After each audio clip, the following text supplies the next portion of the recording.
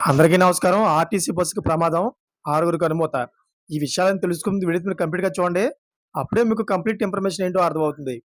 అదే విధంగా చాలామంది వీడియో చూస్తున్నారు గానీ సబ్స్క్రైబ్ చేసుకోవడం మాత్రం మర్చిపోతున్నారు. దయచేసి సబ్స్క్రైబ్ చేసుకోండి. సబ్స్క్రైబ్ చేసుకోవడం వల్ల నేను చేసే ప్రతి ఒక్క అప్డేట్ మీరు ముందుగానే పొందగలుగుతారు. అదే విధంగా చాలామంది లైక్ చేయడం మర్చిపోతున్నారు. దయచేసి లైక్ చేయండి. లైక్ చేయడం వల్ల ఈ ఇన్ఫర్మేషన్ మనం చాలా మందికి రీచ్ అయ్యేవాళ్ళం అవుతాం. ఇంకా లేట్ చేయకుండా వీడియోలోకి వెళ్ళిపోదాం. ఫ్రెండ్స్, బస్సు ప్రమాదంలో పలు షాకింగ్ విషయాలు వెల్లడయ్యాయి. డ్రైవర్‌కు బస్సు నడిపిన అనుభవం లేదని పోలీసుల విచారణ తేలింది. అతను మొదటిసారిగా బస్సు నడిపినట్లు పోలీసులు తెలిపారు. దీనికి ముందు అతను తేలికపాటి వాహనాలు అంటే కార్, వ్యాన్ నడిపేవాడు. అయితే డ్రైవర్‌ను బెస్ట్ కాంట్రాక్టర్‌పై నియమించుకున్నట్లు విచారణ వెల్లడైంది. అయితే డిసెంబర్ 1 నుంచి విధులకు ఉన్నాడు. యలవాడు ఎదురుగా ఉన్న అంజుమ్ ఇస్లాం స్కూల్ సమీపంలో ఎస్జీ బార్వే రోడ్లో సోమవారం రాత్రి 9:50 ఈ ప్రమాదం జరిగింది.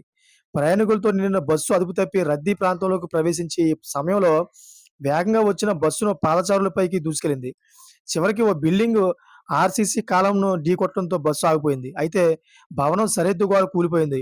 ఇందులో బస్సు 100 మీటర్ల పరిధిలో 40 వాహనాలను ఢీకొట్టింది.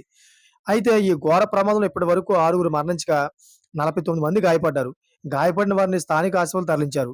డ్రైవర్ మద్యం మత్తులో బస్సు నడిపినట్లు స్థానికులు చెబుతున్నారు. అందుకే ఈ ప్రమాదం జరిగిందని వారు చర్చించుకుంటున్నారు.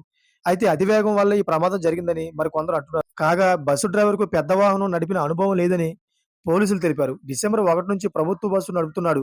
డ్రైవర్‌కు అనుభవం తక్కువగా ఉండడం వల్లే ఇలా జరిగిందా? లేక ప్రమాదానికి మరేదైనా కారణం ఉందా? అనే కోణంతో పోలీసులు దర్యాప్తు చేస్తున్నారు. గాయాల పాలైన డ్రైవర్‌కు చికిత్స అందించారు. పోలీసులు అతన్ని విచారిస్తున్నారు. Thank for watching friends.